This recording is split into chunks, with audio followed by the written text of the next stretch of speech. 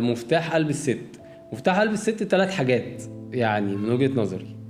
اول حاجة وحاجة مهمة جدا فكرة الاهتمام، ان هي تحس ان الشخص اللي معاه في العلاقة بيهتم بيها، بيدعمها ماديا ومعنويا، بيشوف احتياجاتها ايه وبيلبيها لها، بيسندها وقت ما تكون عايزاه ومحتاجاه بتلاقيه.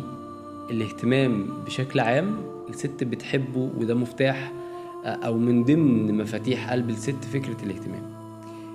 تاني حاجة وبعتبرها من اهم المفاتيح اللي تفتح قلب الست، فكرة ان هي تحس ان هي مفهومة. ودي حاجة خطيرة جدا، فكرة ان انا اتكلم براحتي وانا عارفة ان انت مش هتفهمني غلط، بتعامل براحتي وانا عارفة ان انت شايفني بشخصية معينة والشخصية دي مش هتتهز او الصورة دي مش هتتهز.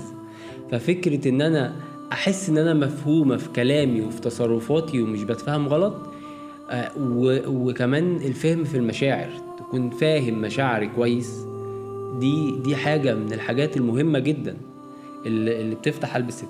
تالت مفتاح وبرضه من المفاتيح المهمة جدا فكرة الاحترام، ان هي تحس ان الشخص اللي معاها في العلاقة بيحترمها ويقدرها. دول 3 مفاتيح مهمين جدا لقلب اي ست ممكن تدخل حياتك.